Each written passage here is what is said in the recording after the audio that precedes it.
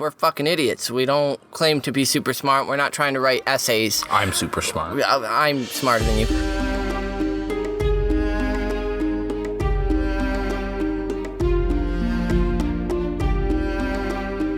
What up, and welcome to another episode of Brotherhood Without Manners, your favorite full spoiler reread podcast of George R.R. Martin's A Song of Ice and Fire series. I'm Nate. Joining me, as always, my brother, Zach. We back in this bitch. What up? Hey, dude. We back at it. Yeah, I know you just said that. In the white vans.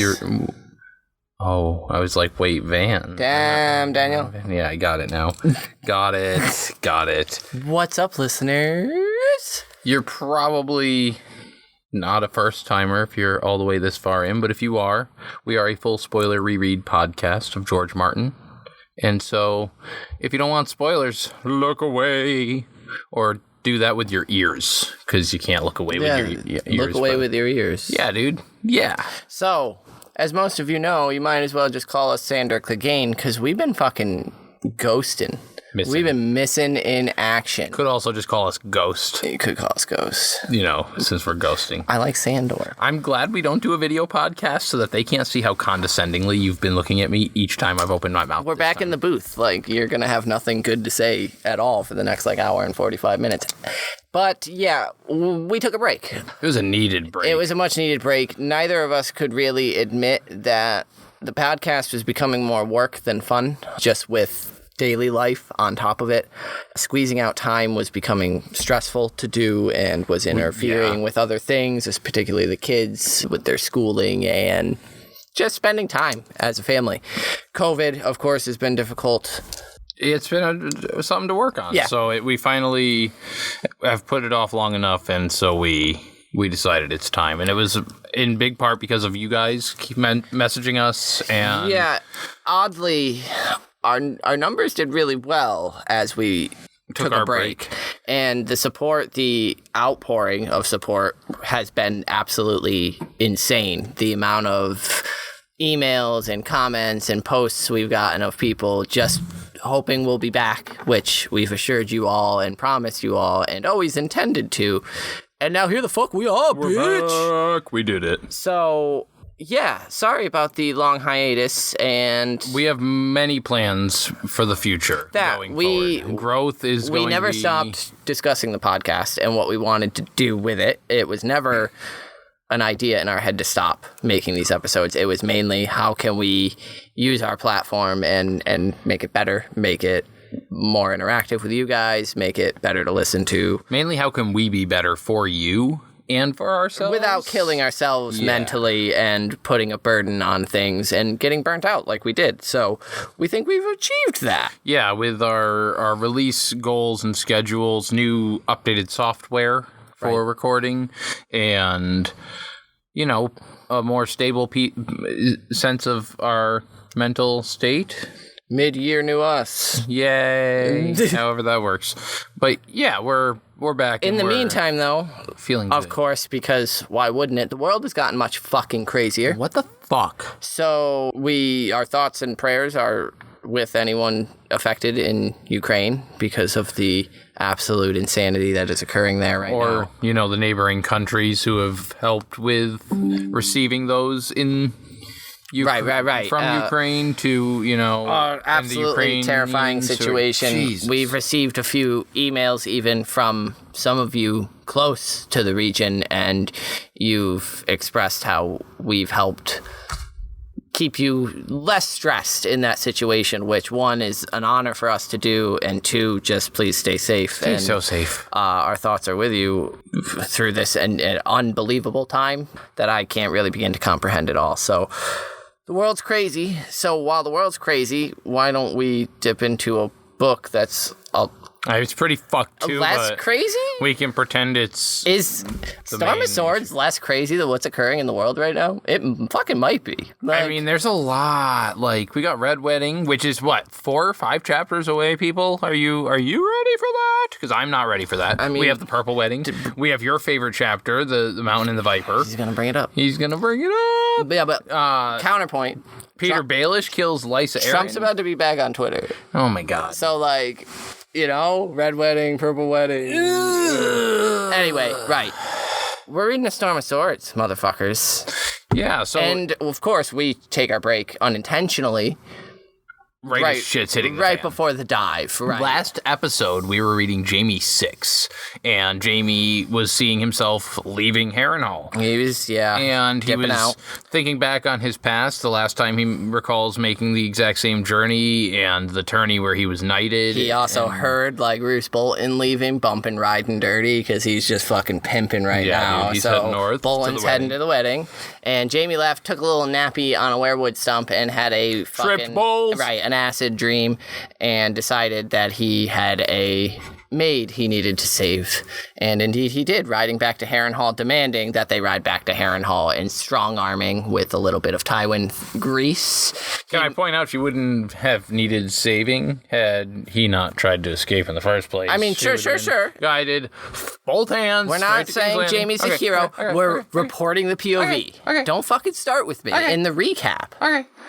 Go ahead. He rides back to Harrenhal, noting how similar it was to when he was knighted for the Kingsguard in the very same place, but continued on, going to the bear pit where he indeed discovered a maid in a pink gown with a wooden sword thrown in there with a bear, Fargo Hote's bear to be precise, because she bit off his fucking ear. Yeah, she did, dude. Fuck yeah. Badass. Which, I mean, unfortunately, she's gonna get chomped on eventually. That's later. That's not too much later. Stop it. So Jaime jumped down, did the heroic thing for once, and jumped down to aid her, and did so basically with his status, knowing that the guardsmen weren't going to let anything happen to Jaime fucking Lannister, so they killed a bear, and then Fargo Hote gets threatened with the same, and soon enough, Jaime and Bran were riding out again, and she asks him why, and Jaime just said, I dreamt of you. I had a dream. I dreamed of Breenie.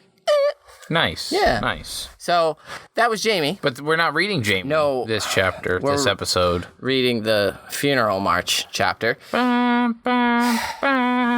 Oh, wrong. That's the dark side. Close enough. Tywin's She's not heading here yet. to joining the dark side. Like Catelyn 5. So last we joined Catelyn in Catelyn 4. Hoster Tully took his... Hosty Tuller took his long boat ride down the river, and Edmure struggled to light the flame. Blackfish helped him.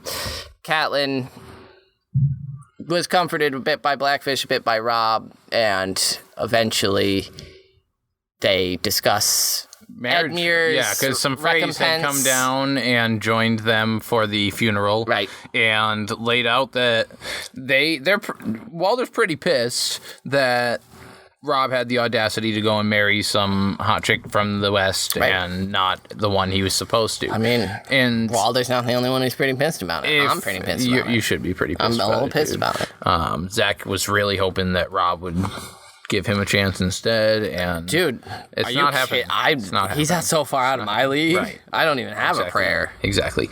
But Walder sent down requests that if they wish to get the forgiveness of Walder Frey, then Edmure Tully, the new Lord of the Reach, needs to marry his little lovely daughter. Is it Jocelyn? Rosalind. Whatever. Mayhaps. So, indeed, we start this Funeral March chapter, the Catelyn 5 of A Storm of Swords, and ladies and gentlemen of the jury. What the fuck did you lose? Get your life together. I gotta find my phone real quick because I gotta pull up my list. Word. Nathan. He's not even prepared for this. He gives me shit. So this is... We have 3 cat chapters left. We're almost to the Red Wedding. Including this one. Because we're fucking brilliant and decide to, start where we can get the most sad. And so, right, this is the first of 3. That's what it was. We had to mentally and emotionally prepare ourselves for the train wreck that is the end of this book. Jeez. All right. It's fucking wild. All right, let's do this. Woo! So, we start with Robb had bid farewell to his young queen thrice. One in the Godsmen. Godsman. In the goddamn. Oh man, we're starting. I know Robb's a Godsman, but what's she bringing fucking to the table? Chiseled like a maiden's fantasy. My God. Anyway, one in the Godswood, in sight of gods and men. 2, under the portcullis as they were riding out, and 3, an hour beyond the tumblestones as she galloped up on a horse, pleading to come along. Is what every guy in that entire army. Yeah, Robb was like gentle with her and was like, oh, babe, but stern and forceful. But he's pissed. Like, Cat can see he's pissed because he doesn't want to be standing here in the rain consoling her. While the whole army is standing there waiting. This is, it's sweet. This is a song, dude. This is the thrice-kissed queen. Like, this is the things that people are going to talk about, of the devotion, of the... How would that song go? Like, it's literally, 1, she rode to the Godswood, 2, to the castle gate, and 3, to the tumblestones, to see her king to his fate. There, bitch, suck it. I'm putting that over auto-tune. It's going to be magical. Yo, #1 on fucking trending YouTube shit. Here we go. So, right, he's annoyed by this, and... eventually, he gets a guard to ride back with her to Riverrun, and as soon as they set off again, Greywind just fucking is stalking around the entire time and takes off like an arrow, which... why? Why is Greywind suddenly so eager to charge forward? Like, that, there's something there that I can't quite touch, but it's weirding me out. Is he anxious to get away from... the Westerlings that are being left at Riverrun with Jane, her mother, but he hasn't been able to. Hasn't he been chained up and locked up he hasn't been near Robb, right? And so it's partially the freedom to go out and fucking hunt and be a wolf again. Yeah, I definitely think that he's going to connect with Robb in that. The way that they are connected and have been. Okay. Because Greywind's mood is super important in this chapter, and so right here in the start, which is kind of what I was reading as well, is that he's been cooped up, so he's ready to more wolf than Robb warg right now, and he wants to just go hunt and run. So Lame Lothar mentions that Jane is acting very much as he expects his sisters to be. Sisters? Did I say sisters? I put sisters. But fucking betrayers? That Lady Rosalind is probably dancing around in joy at the thought of marrying Edmure Tully. Very interesting that he mentions Jane and Rosalind in the same breath, as these are the only two who currently are not in on this whole fucking scheme. Because as we'll notice, one, Jane Westerling is not in on it. She loves Robb. She loves Robb. She admits one of the crazy spicers admits to Jamie in Feast that Jane isn't in on it. She cries. She's upset. And then during the Red Wedding, we can see that Rosalind is very clearly upset and shaken over something, but it's not clear what, and it's because she knows what's about to happen, but she probably isn't fucking down for it, and so it's... 2 more pawns sort of thing uttered in the same breath. And Edmure says that he feels right, like he did right before the horn sounded at the stone mill. And Lame Lothar laughs heartily and says, well, let's hope your marriage ends as well. And Cat's like, yeah, fucking God help us if it doesn't. So I made a note there that he hopes that it turns out as happily as that battle did. Yeah. And we know that battle...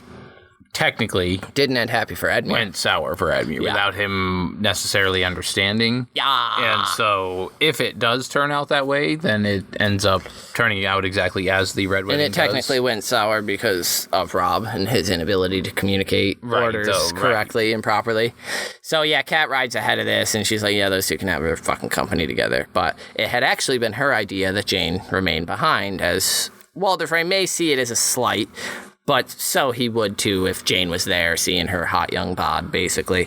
And Robb has way too much Ned in him to let Walder Frey sit there and talk shit to Jane's face. And Robb's like, all right, you got a point there. You got a point. But still. He blames her as if it's Cat's fault for using logic to prevent... I don't know, because it didn't prevent anything besides, I mean, I guess she lives. That's the... I mean, it's the hard truth that Robb doesn't want. Right. And so there's only one Westerling still by Robb's side, and that's Sir Reynold, the royal banner bearer. Royal Banner Bearer. Banner Bearer. Rolf Spicer is currently delivering Martin Lannister to the Golden Tooth, and Cat thinks that move was deftly done, as Martin's safety is no longer a concern. Galbert Glover gets his brother back, gets to know his brother's put on boat to be sent back, and Rolf Spicer is given honorable duty that takes him away from Robb, so Greywind can be back where he fucking belongs. Right, which left Lady Westerling, Jane, and her little sister and Robb's squire all to be left back in Riverrun. Yeah. Oliver Frey had previously squired for Robb, and as we know, we saw him in Jaime's last chapter when they feasted with Roose Bolton in the scariest fucking part, and Oliver was forced to stand next to that zombie freak and serve, basically. And so, yeah, Oliver was Robb's squire previously, and so parading his replacement would be wise and unkind because Cat is quite certain that Oliver will be at the wedding. Sure. Cat prays, though, that really insults are all they're going to need to contend with at this wedding. And Blackfish is remaining in Riverrun to protect the Westerlings, which he does a damn fine job of. Robb even granted him a new title, Warden of the Southern Marshes, which... one of Robb's smarter ideas. Robb should have been doing this more. He should have been giving a fucking title to Daisy Mormont as, like, of the Royal fucking Wolf Guard or something. Like, shit. He should have been giving these men more causes and titles. And shit, Euron's fucking honorifics. Going out. Yes, call it. You fucking start naming motherfuckers and dropping shit and being like, yo, I'm king and you my motherfucking royal dick buffer. Like, hey.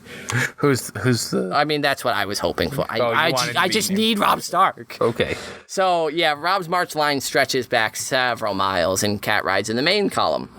She kind of breaks it down, which the only thing really I thought of note is that it's Wyman Manderly, Lord Too Fat to Sit a Horse, who's bringing up the rear guard, which... All right, let's pop it out of the cupboard like right now and just look at it. The GNC comes up with Grand Nothern Conspiracy. Right. We did a lot of looking.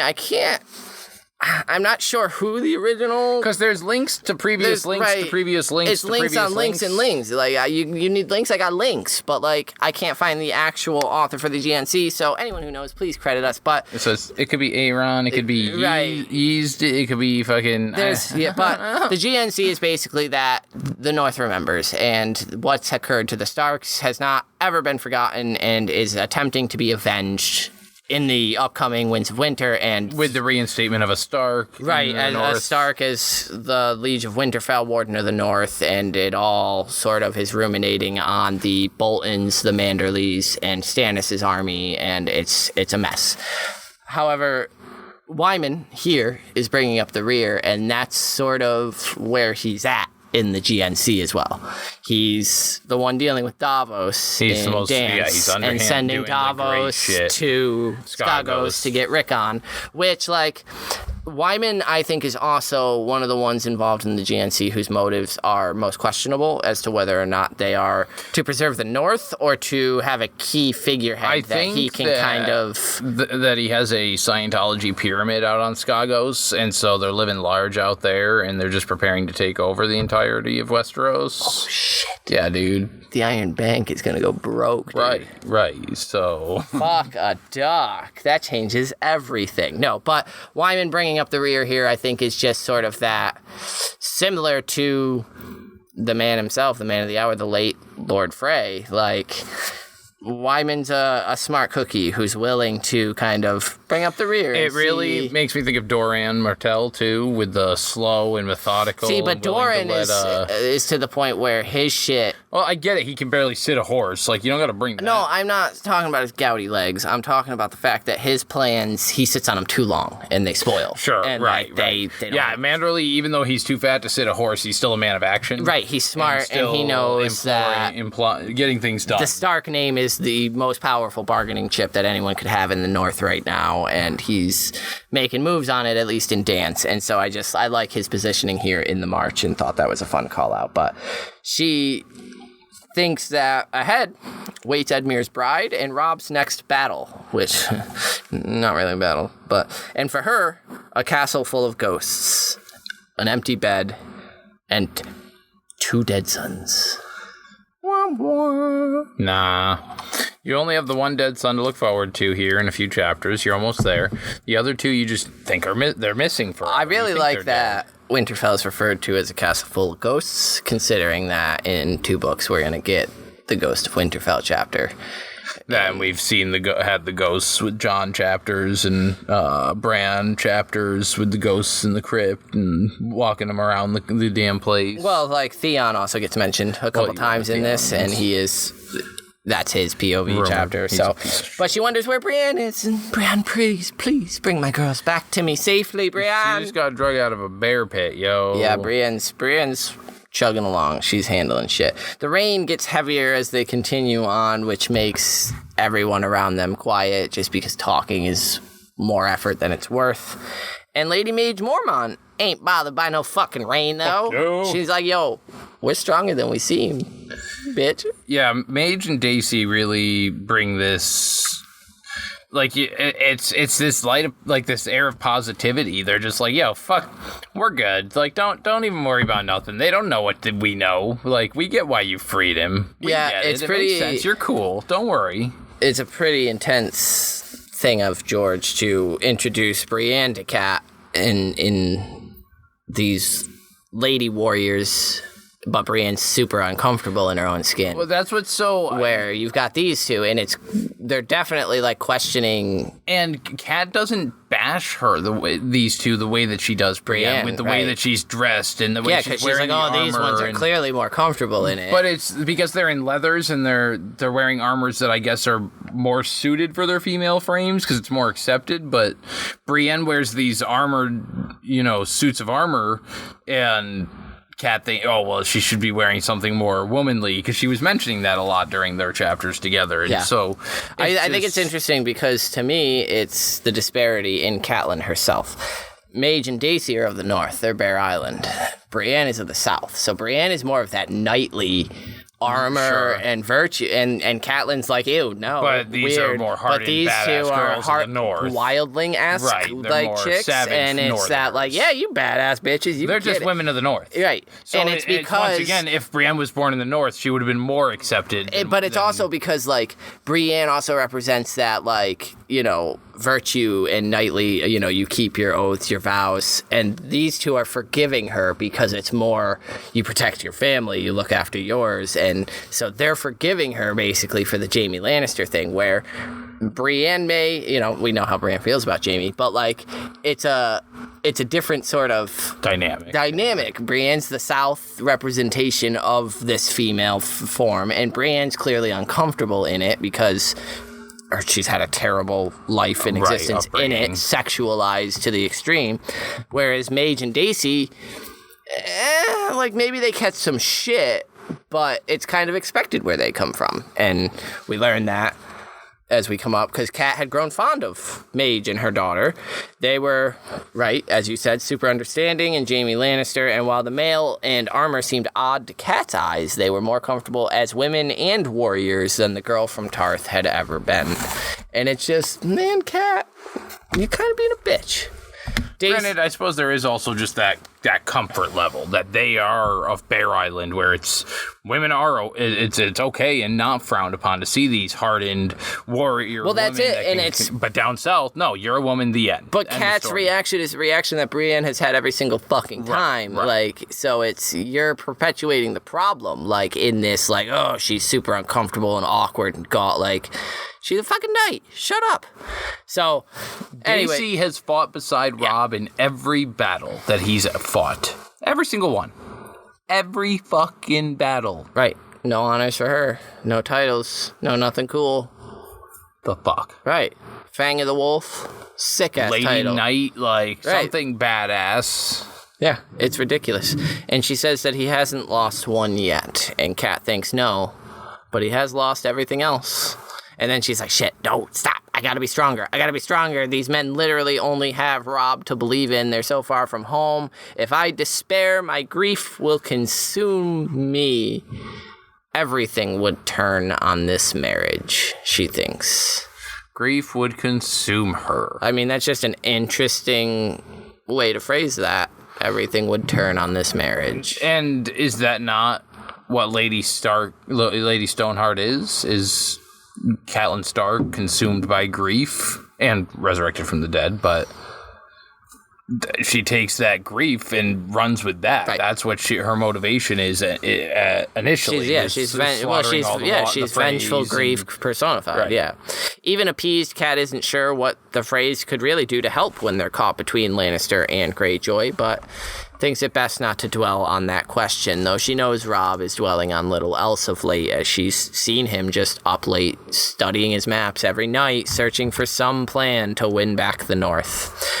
Edmure, however, has some other concerns. She's just always giving Edmure shit, man. Dude, yeah, this one,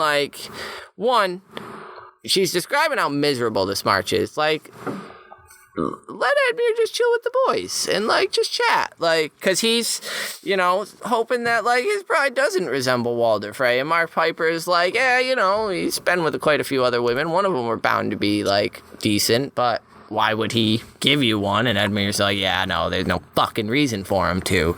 It's funny that you said that, because I put that Edmure began to avoid Cat after she yells at him here for discussing the beauty of his future bride. I put that Edmure began to avoid Cat after that, instead chilling with his bros. And so it's just that. He was he was forced to go marry this woman because Robb fucked up. Right. If Robb hadn't fucked up and got I'm the king, so I get to marry the attractive one before I have to see a Frey. Oops.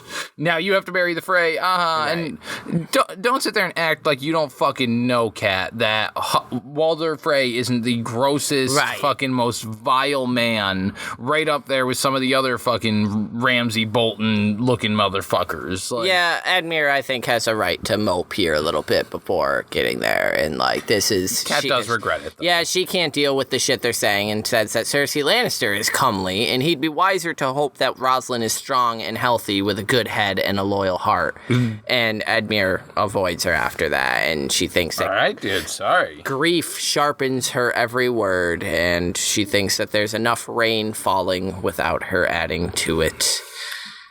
Beautiful imagery. I really like that, Martin using that line right there for her. Because when I think of just rain falling, I always go towards those Arya chapters, which will be coming up again soon anyway, because she's also in this storm. The rain will wash them clean again. But, right, and when she was leaving Harrenhal, there was, the rain washing them clean again. Mm-hmm. And there was, she just encountered that a lot, and so to see it now in her mother as well with this. I mean, and she's really gonna get washed clean here soon in the river. Right, yeah.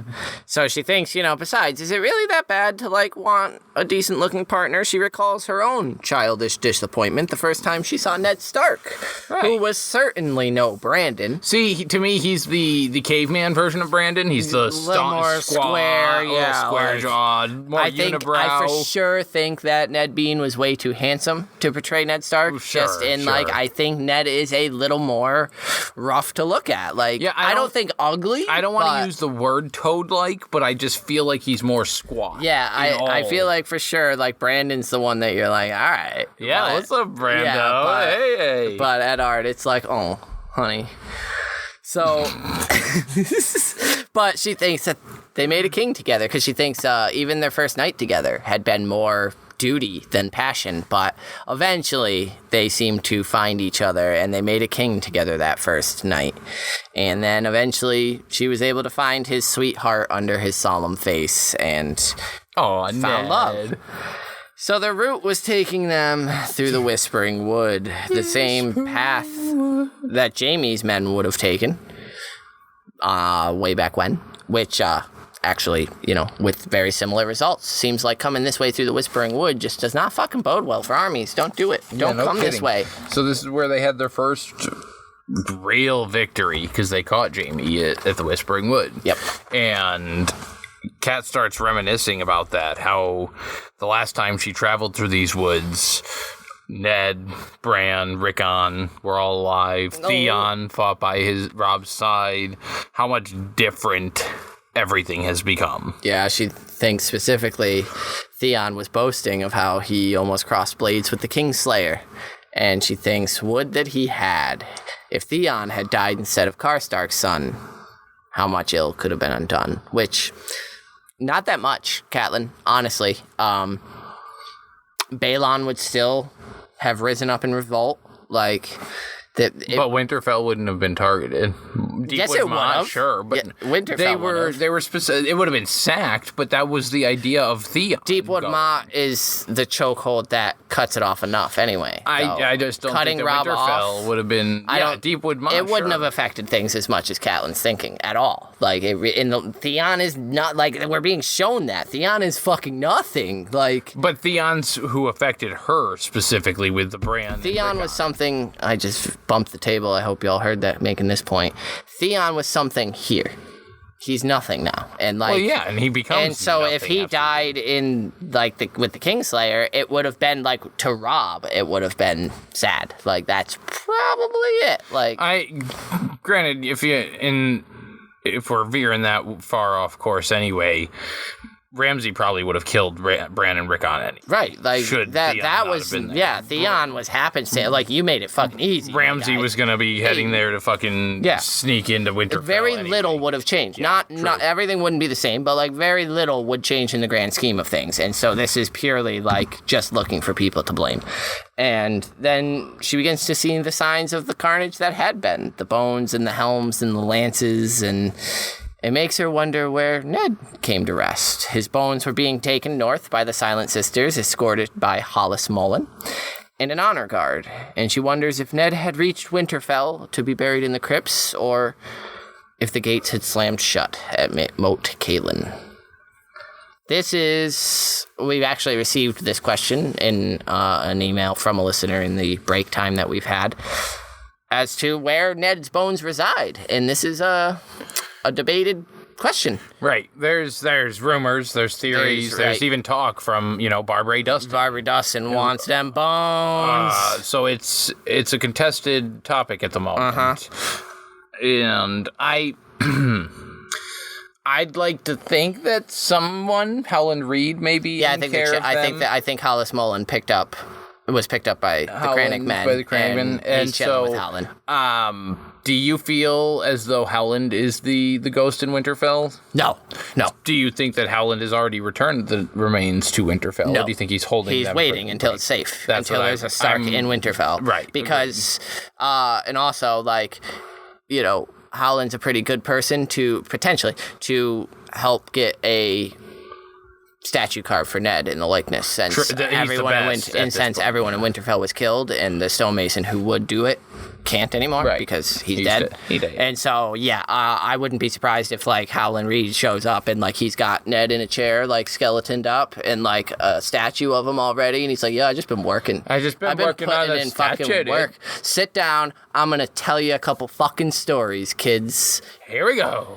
Daddy dearest. Scrabbing. Old bony Ned here. But that's my kind of theory, is that they're somewhere in the neck with Howland Reed, or like Hollis Mullen is put up somewhere, but waiting for the North to be safe again before taking Ned. Because like they're just going to get fucked and desecrated, like if they go up there like without a Stark in Winterfell. Fuck that noise, yeah. So it's sad, though. Poor Ned. It makes Kat wonder if she will ever see Riverrun again. She feels lonely, man. Well, you're not helping ever going to see Riverrun again, no. So that's a no. No. Answered. Nope. Asked and answered. 5 days later, the scouts report that the rising waters have washed out the bridge at Fairmarket, and Galbert Glover and another had tried to swim their mounts across. No. This was no bueno, It is also foreshadowing for the next Arya chapter, where she tries to do the exact same thing and succeeds, but it's scary. You done talking like that? Yep. And we also wouldn't have Galbert Glover getting up into the bog man. Go and meet the Crannock man. If you passed here, if he died in the water. Robb's orders. Good job, you live. Catelyn's like, I think there was a bridge near Old Stones, but Galbert's like, nah, my lady, that one's gone too. And so close. So close. There will be no other way than through 7 streams and Hagsmire, Cat declares. We will go through the mines of Moria. And Edmure declares it bogs and bad roads. The slowing will be go, but the slowing will be go. The going will be slow. The slowing will be so go, dude. Yo, shit. Maybe we need to take like another 6 month break. But Walder will wait. Oh, And Robb is like, yeah, I mean, he's already pissed, so like, fuck it. He hopes that Roose Bolton will arrive in time to help placate. Placate the wedding. Dude, Roose has a fat fucking blunt, and he is cranking riding dirty on his horse, and he's trying to get me riding dirty, Like, Bolton doesn't give a fuck. Fuck you, Robb. Stop worrying about Bolton. Christ on a cross. It just, it kills me. Cat asks, what comes next? After you join your army to Roose's and the Freys, what? And he says north. And Robb she's like, how do you mean to get there? And he's like, there's more than one way to get into the north, just like there's more than one way to get into a girl's pants. And then he like shades it and walks out finger gunning. 8 days later, they make it to Old Stone. Catelyn, like, to excuse his teenage behavior, is like, yeah, a wise king keeps his own counsel. Right. No. He's like, fuck you, man. Yes, 8 days later, they reach Old Stones. And Cat finds Robb at the Sepulchre. Sepulchre. Sure, yeah, okay. Of it's a statue of a grave. It's a grave. It's right. Yeah, I know what it is. Not you. We have listeners that might not know. I struggle with the word. Enough out of you. I'm insecure. Of King Christopher IV of House Mud. King of the rivers and hills. With only Greywind standing beside Robb. Oh boy, this scene. So he asks her the name of this castle, and she tells him that this is Old Stones. And he recalls the song, Jenny of Old Stones. And Cat says, we're all just songs in the end, if we're lucky. And he asks her to tell him of this king. Of Christopher, yeah. Huh. Interesting here. Because, King Christopher won 99 battles. But it was in his, 101st. But the bitch lost one. Right. The bitch lost one. And Robb, the bitch lost one, Robb. She just, in my book, I believe, anyway, it was a page before. Robb, Dacey Mormont, Mage Mormont, he has never yet lost a battle. But he lost the one. Lost and he died. He lost like the most important one, keeping his fucking honor. Robb, and I don't like, what the fuck is this? Robb goes, yeah, his heir failed him. Yeah, well, because his heir, Christopher V of House Mud, died, and with him, so did the house name of Mud. Yeah, nice segue, Robb. Like, that's not the worst of it. Any king who can't bring up the topic he wants to fucking talk about is no true king.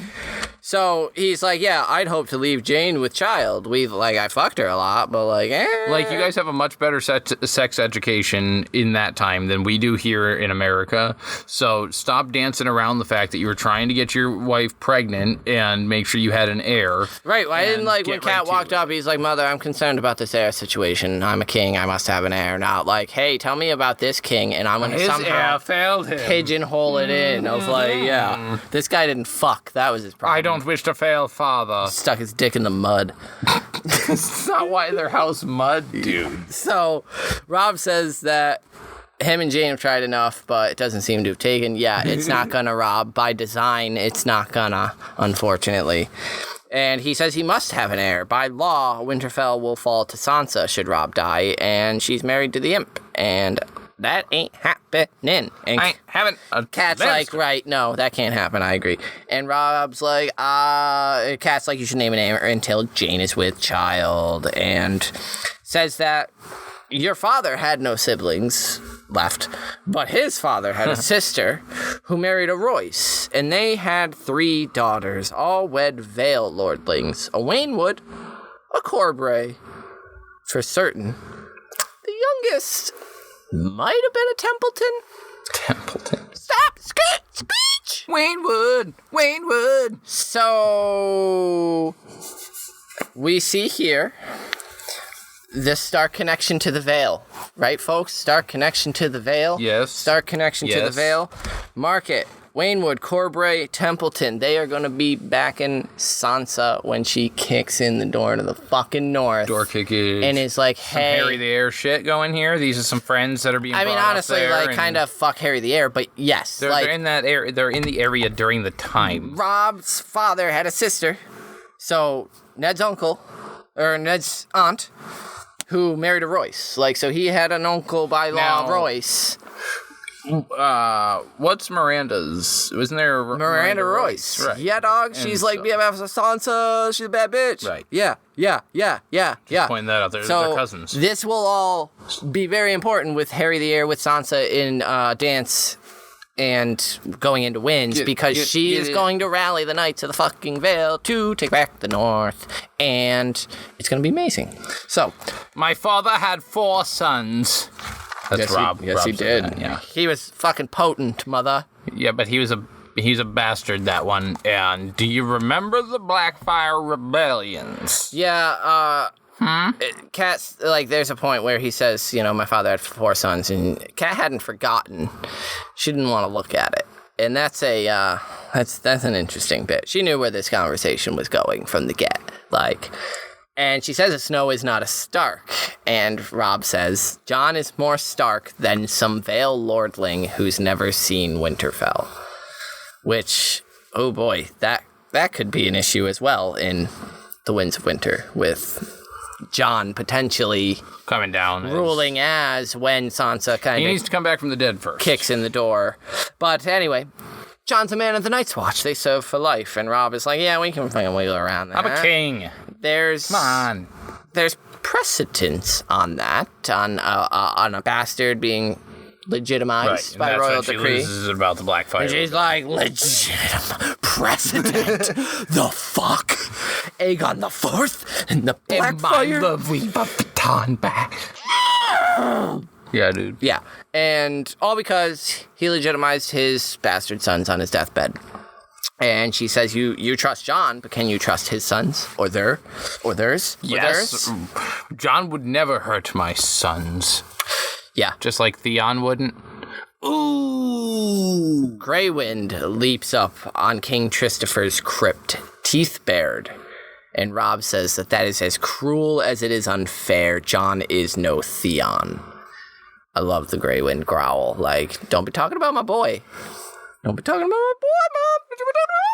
And Catelyn's like, what about fucking Arya's rights? All right, Catelyn, straws, we're grasping them now. And he's straight. And he's like, Mother, Arya dead.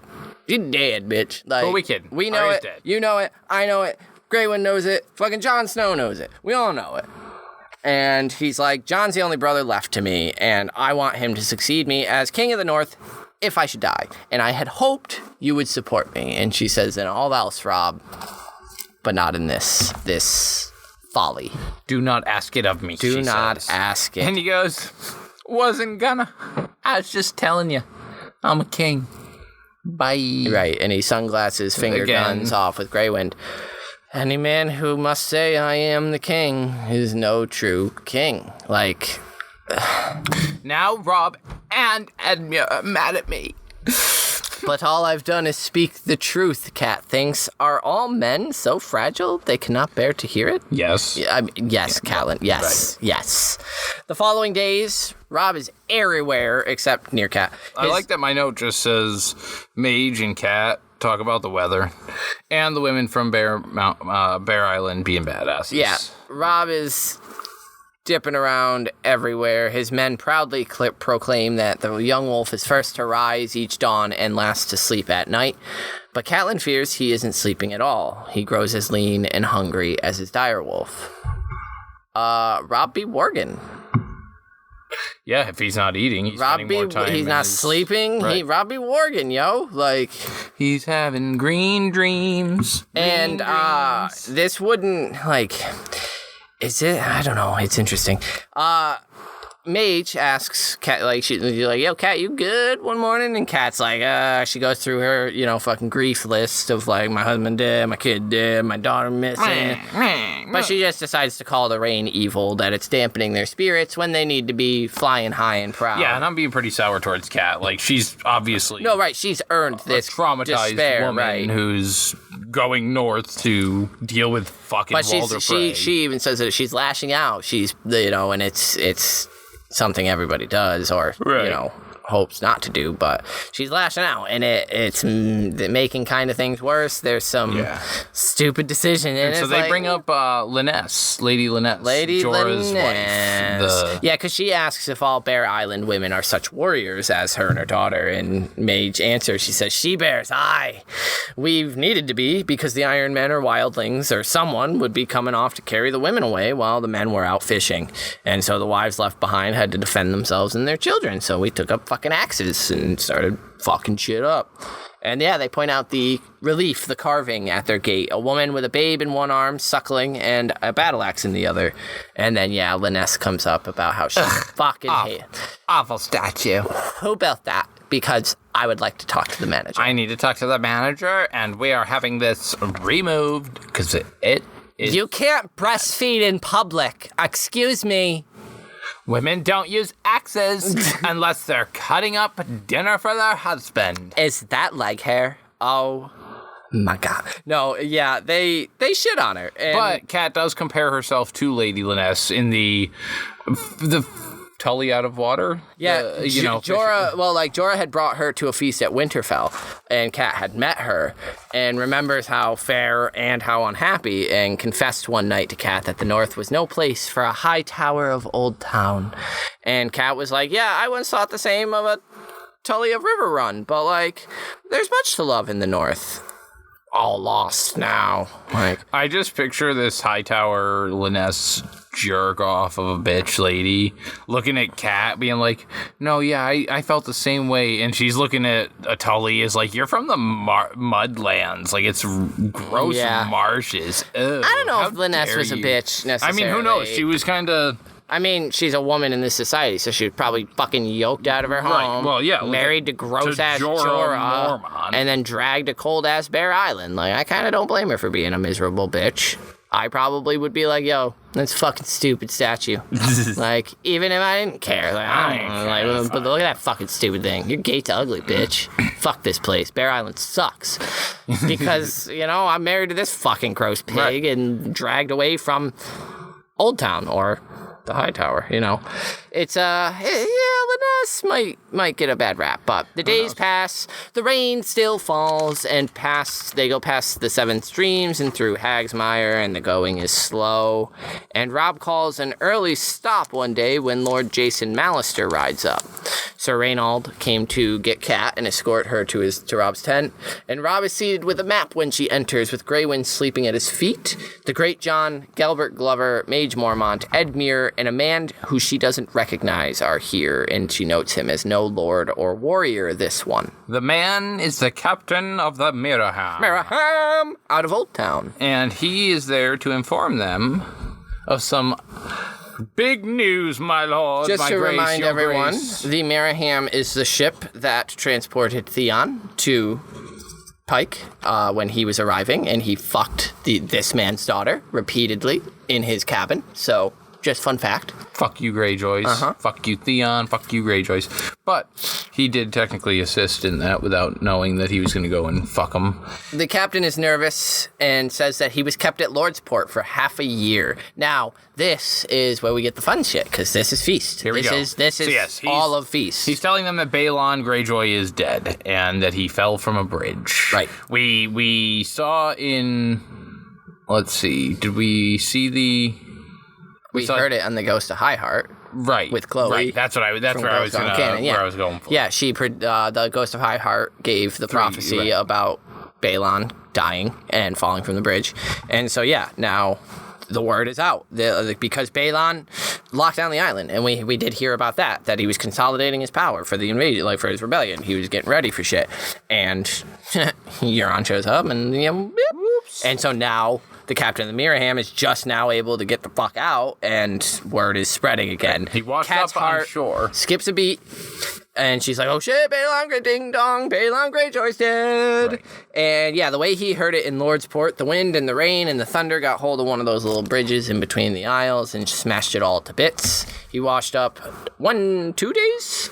What'd you say? A few days? Did I say he washed up on the shore, is all I said, and crabs had eaten his eyes. Right. Very funny, because Lady Cat, you'll be washing up on the shore a couple days later yourself, broken and bloated. Right. Euron Crowseye has also returned. Here it is, man. The brother's back, the captain says, and Glover's like, Victarion? Euron, the Crow's Eye. Riding silence. As black a pirate as ever raised a sail. He was gone for years, but Balon dies and boop, Euron comes sliding in. He'd been to a Cheyenne back, I've heard. He's home now, though, and marched right into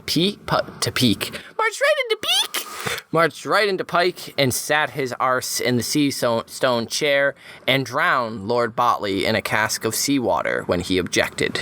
That's when I ran to my ship and got the fuck out, because my dad had taught me good. And so that's, I mean, yeah, we'll be going through that in Feast. This is very much so.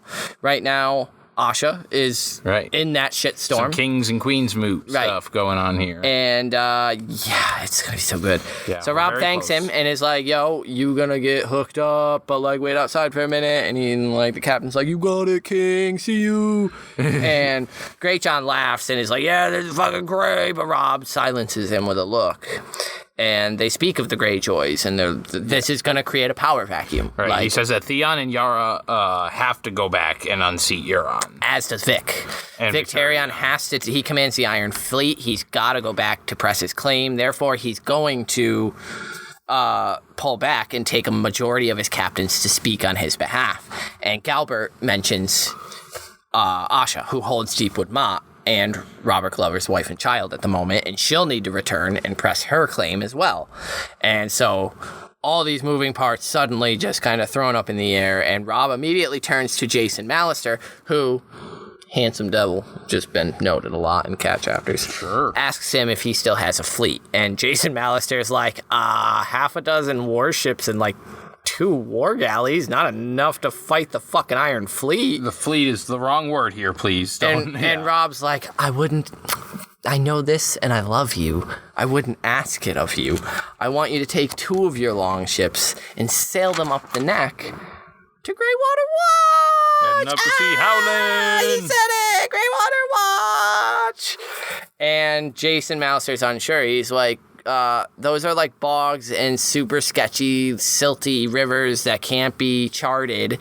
And Greywater Watch moves, brah. Have you ever seen Lost? It's the fucking island. Yeah, How are we gonna find it? Because we don't have Oceanic 815. Fly my flags, brah. Fly my flags. Robb's like, my banner will do it, dude. And Howland Reed and the Crannock men will find you. 2 ships, double the chance that the message is delivered to Howland Reed. Mage Mormont on 1, Galbert Glover on the 2nd. The letters that he gives them will contain false orders in case they are captured or taken. The real message is to be delivered to Howland Reed. Yes. And here we go. Here's where we're broaching that. Moat Cailin, Grand Nothern Conspiracy, is key. Victarion will leave a good part of his garrison, but he'll take the leaders with him. Robb means to hit the north and the west. Did I jump ahead on you? No, I was just looking for something else that I haven't found. So you're... Robb means to hit Moat Cailin with the north and the west simultaneously, and then the rear with the Boltons and Freymen. He'll divide them into 3 different groups. Roose will have the rear, Robb the center, Greyjoy the van, and the attack must be fierce enough so that they don't see them creeping. The Crannock men know ways through the neck known only to them, and that will assist. So Robb tells Mage and Galbert that Howland is to send guides to his men, who will then vanish into the neck. And once Edmure is married, if they move fast, they can be in position for this attack by year's end and take it basically by the first day. And we know that these types of paths and trails have been used before by Robb and their army to sneak around and get the advantage in battles. Now having the Crannock men draw them, it's a solid plan. If it weren't for the twins. Yeah, there is a little bit left to chance in it. It makes me wonder how well this would have been executed, but I do think it's a solid plan. Great John loves it. Galbert is a little concerned about the Crannock men, but Robb tells him, my father knew the worth of Howland Reed, motherfucker. And that's that. So he looks to Cat and says that he wants her safe, and therefore she'll be going to Seaguard, where she'll be comfortable. And Cat's like, this is my punishment for opposing him. Like, he fucking wanted out John. And then she realizes that they're all looking at him. They all fucking knew but me. Damn it. Been had. Again. Damn it. Robb's getting good at this. Got him. You would make me a prisoner, she asks. And Jason Mallister's like, an honored guest, my lady. And Cat turns to Robb and says that she would sooner return to Riverrun to be at her father's home. And Robb says that he left his wife at Riverrun and he wants her elsewhere. Leave all your treasures in one purse. It makes it easier for those who would rob you. Okay, like, the wisdom is a little fucking hindsighty here, Robb, because, like, you're walking into the worst fucking thing ever. With all of your men. After the wedding, she'll go to Seaguard, and that is his royal command. And so Robb has one last thing he wants done. Balon's death left chaos, and he does not intend to do the same. He has no son, his brothers are dead, and his sister is married to a Lannister. So he commands that they fix their seals as witness to his decision on this royal document. A king indeed, Catelyn thinks, defeated. She can only hope the trap for Moat Catelyn is as good as the one he had laid for her. And so while obviously we don't get the context of that letter, it is inferred, it is assumed... We're given no reason to assume Robb changed his mind. That when he talked to his mother earlier, this was what was in this letter. That Jon is being legitimized in this letter. And if Jon has died at the end of A Dance with Dragons... Is that the book that's out? Yes, sir. Fuck me. Where was I going with that? If he died at the end, then that means he's relieved and finished his duties with the Night's Watch, and he is now being legitimized should Howland Reed make an appearance and be like, look at this little letter sealed by some of the greatest lords of the North. Bam! You're Jon Stark, bitch. Honestly, even if he's not excused via the death, I think being legitimized and it occurring before, like, he didn't know there was a miscommunication that, like, I think he could, again, wiggle out of it, like, with the blessing of a High Septon of, like, I release you from this vow type of thing. But, yes, the GNC hinges on the end here of this chapter of Robb Stark confirming his heir and who it is. And again, we're given very little reason to believe that Robb reflected on things and thought, yep, my mother's right, I should name someone else. So, for all intents... Especially with how passionately even Grey Wind was towards that right, when he was defending him, absolutely. And so, yeah, it is very much so, in my mind, 100% confirmed here that they all signed as witnesses that Jon Snow is named as Robb Stark's heir to the King in the North title and crown on the event of his death, and that 2 copies of these letters were made, one given to Galbert Glover, one given to Mage Mormont, 2 longships from Jason Mallister sent up into the neck to find the Crannock men. Now... They were given different letters stating different things. Right, the orders and shit in case they were taken. So, where things stand, we know that Mage has... Mage? Mage Mormont. Mage is being sent. Mage has since reconnected with her family.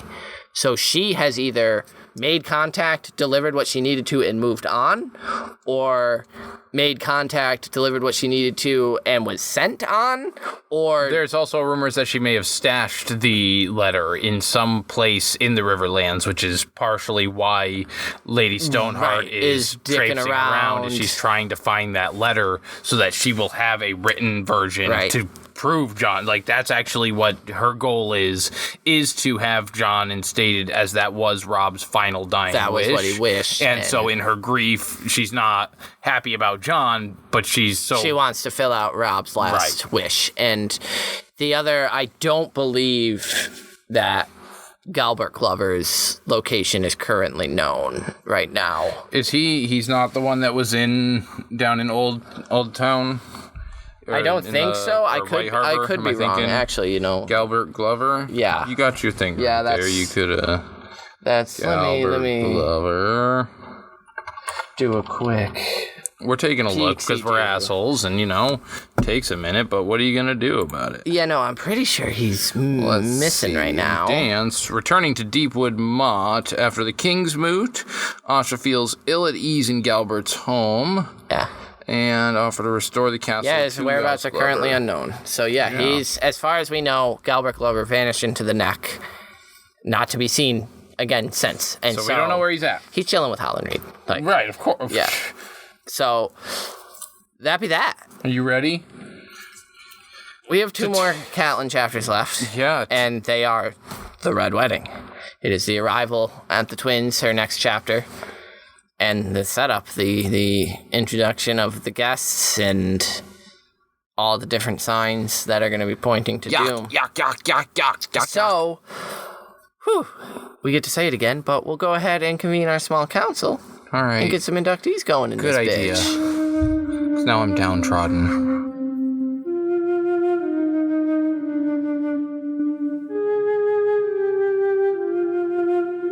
As they passed through the battleground, Catelyn glimpsed signs of the carnage that had been. An overturned helm filling with rain, a splintered lance, the bones of a horse.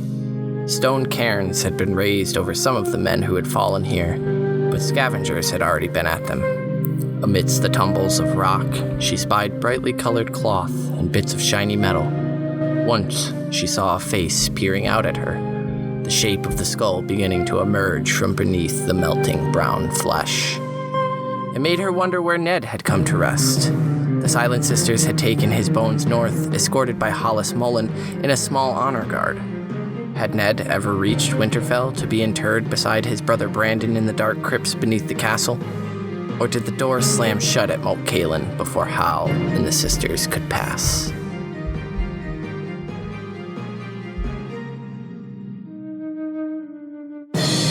Welcome to the small council. I hate this. You should hate this. This one's sad, and it's gonna just get worse. This is the beginning of the darkness. No, it started a chapter. It did start a good while ago, but you know, you could start really along with the rainfall. It gets heavy. Yeah, the doom and gloom is pretty fucking prevalent in this one. Yeah, stepping it up. So who's your inductee? You know, you're going with me first. It's fucking Edmure.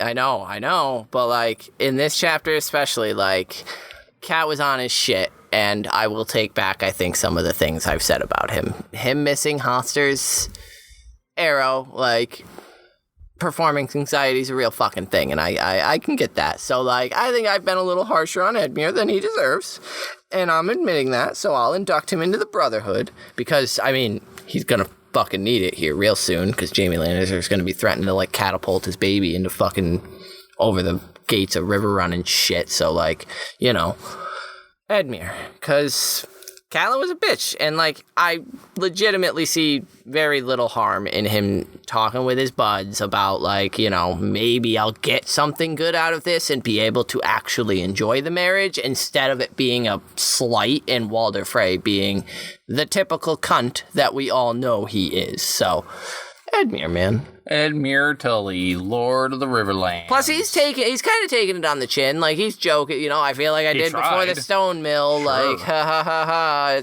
I hate this. So, Edmure. Nice. I had one and then I lost it right now. He didn't have one. I did certainly most absolutely. Lying. Jane Westerling. Jane Westerling. Because as much as I gave her a little bit of shit during the beginning, she just kissed her husband, the king, goodbye for the very last time.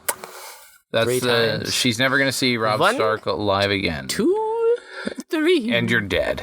You're fucking dead. And so the poor girl's got a lot of shit going on in her future, and I think that she's in a very good spot for what's going to be happening, because the Blackfish can he was the best person to be protecting her there until he's not anymore. I mean, he does his job. But he does do his job. He does it And well. so, poor sweet little Jane Westerling, because I like to think that she's not in on any of this stupid like, horrible 100% shit. she's Poor not. little thing. She just loves him so much. And so, Jane. Oh, right. And I shouldn't have to piggyback right off of that, we have an inductee, of course, from our wonderful listeners. And this one, from Karen, came to us all the way back January 13th. So, man, Karen was on it way back then. She says she doesn't think that Jane is part of the Red Wedding, and the rest of the Westerlings sure are. And she's pretty sure that we learned that later, but can't remember. We do indeed learn that later. And so, you're right. Too bad Blackfish couldn't go with him. I feel like he could have stopped the whole thing. LOL at Kat being horny for Brandon and then disappointed in Ned. Poor Kat. Kat thinking about how she wishes Theon would have died. I feel like she would be surprised to learn that Theon is now kind of thinking the same thing. A Snow is not a Stark, bitch! I agree. And for her inductee, Robb and Greywind. Both are looking out for Jon when they're gone, and I respect that. So, that combo, the little warging combo that comes up with those two in this episode is great. You gotta get them in, because it's their last chance, too. Fuck. Yeah, right. Robb and Greywind. Cool. All right, so we also, you mentioned January. Poor Kristen here, whose inductee I have, sent hers back in September. Hey. And so she's been waiting a bit, but she also always sends in blocks of chapters and her emails at a time, so, that happens. Right. And she had a bit to say about the resting place of Ned's remains, which I think we've gone over pretty heavily. She also is the one that mentioned, that, as you did, anyone who must say I am a king is not a true king. Man, that was glaring in this read through. And she brought up the idea of wondering who throughout the story has been saying I am king, and points out Dany saying I am the queen. Ooh, and how that's a good one. Oh shit, no, not Dany. And how Robert, Stannis, Balon, they've all said that shit. No, so I didn't realize the Dany one. Kristen. We'll keep an eye on that. Kristen. As for her inductee, I'm inducting Mage Mormont. Mage, yep. I think the line, we are stronger than we seem, can pertain to those three women, Cat, Dacey, and Mage, women in general, Robb's army, Northerners, etc. And either way, it's badass. She's badass. Also, Kristen. Bear Island knows no king but the true king in the north, whose name is Stark. Lady Lyanna. Now, don't we have a couple others? Yes, we do, indeed. We also got one from Amanda, and this one's short and sweet and to the point. Hello, for this chapter, I have to induct the she-bears, any and all of them. Perfect. Great. Bear Island, welcome, except for fucking Jorah. Except Jorah. You're a gross, She said the she-bears, Jorah. Gross creeper. And not for that, like, it's not like a weird thing. Get out of here, you fucking creeper. You're not welcome. He's a creeper. And then, not so much of an inductee. But, yeah, we got a long and wonderful email from Victor. Down in Rio de Janeiro. And thank you so much for all you. It was a long email. It was very enjoyable to read. We responded back to that email, and we hope you catch up to these episodes here, so you can keep sending in those get started sending us in some inductees. And thank you, Victor, for writing in. Yes. What else do we got? Anything? I think that's it. Erica. Erica. Yeah. Erica, right. was, let's see here. Erica had to say, let's see, there's a lot. Sorry, we have so many. Yeah, we're pretty backed up on these emails. She would choose the she-bear Lady Mage, but honestly, she could induct all the ladies of House Mormont. Like all of them, Lady Mage is a fierce warrior, a very strong female character, a valuable asset to the Starks, and she's both empathetic and badass. And at the same time, I can't help thinking about Cersei, how she whines about being born a woman and how that sucks. Because if she would have been born man, she'd be the fiercest fighter ever. Well, there are some women who don't bitch about them being a woman, just do their work. Whether it's taking care of their children or defending their homes or going into war, they just do it. No questions asked. So yay for those Northern Warrior badass bitches. And that's it from Erica from Hungary. We also, not an inductee and a little more of a serious tone, but we got an email from and we won't go into what the email covered because it was some personal stuff, but she wanted to induct Nate and I's podcast personas and thank us for what we're doing because we're helping her through a hard time.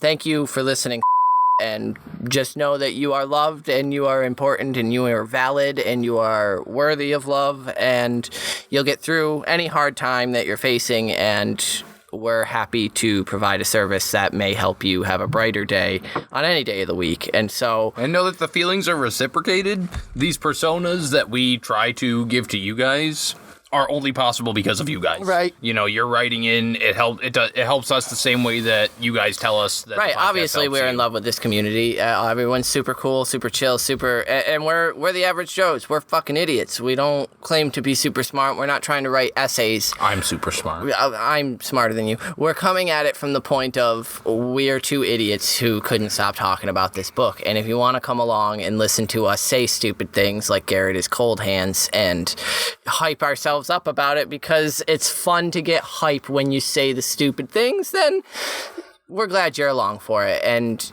those kind words from all of you that have been pouring in over this break have seriously meant the world. It's motivated us every single day to get back on it, and it was insane. It didn't stop from the moment we stopped releasing episodes. Yeah, I didn't constantly say one of the months that we didn't record that we were feeling just in general pretty low about a lot of things. We got more listens in that 1 month than we had in the past 6 months, and it was mind-blowing. Yeah, that was a pretty good jump start out of the sort of depression funk that had engulfed us both. And so listeners, know you're not alone. We're all struggling, and it's hard right now, and mental health is something that everyone should be taking care of, and we're all in it together. So as one of our favorite shows to watch says, love one another, take care of each other, and just look out for one another. That's what this community is so great about.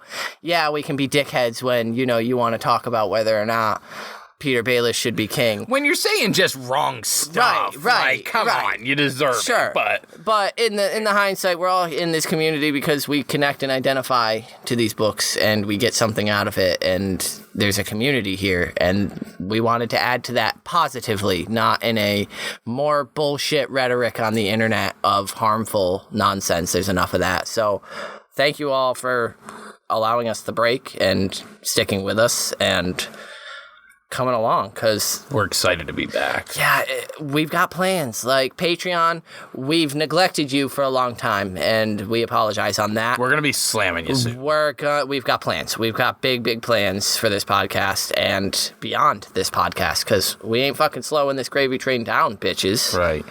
It's going to be sweet. It's going to be sweet. Stick around.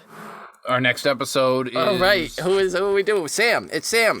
Samwell 3, which, holy shit, y'all. Yeah, Sam 3, what's Sam got? What, 1, 2 more chapters left? Sam has, that's a good call too. Sam has 1, I think. Sam has 3, right. So 3 with our next one. Get us inductees for Sam. We'll be doing more calls on social media for that, so be on the lookout for calls for inductees for Sam. Right. After that is Arya 9. Yep, get us inductees for Arya 9. Go down the list, because we need a few of them. Got them, after Arya 9, I think is John. I'm not 100%. And there's a bunch of Johns. So just get us all those inductees for the end of the chapters at the end of Storms, because we're cruising right along, and it's moving fast. Run away. So if you would like to write us in with those inductees, you can send them to our email, withoutmannersbrotherhood@gmail.com. You can find us on Facebook, facebook.com/brotherhoodpodcast. I'm on Twitter @mannerswithout. Zach, you're on Twitter at fucking Carstark92 or some shit.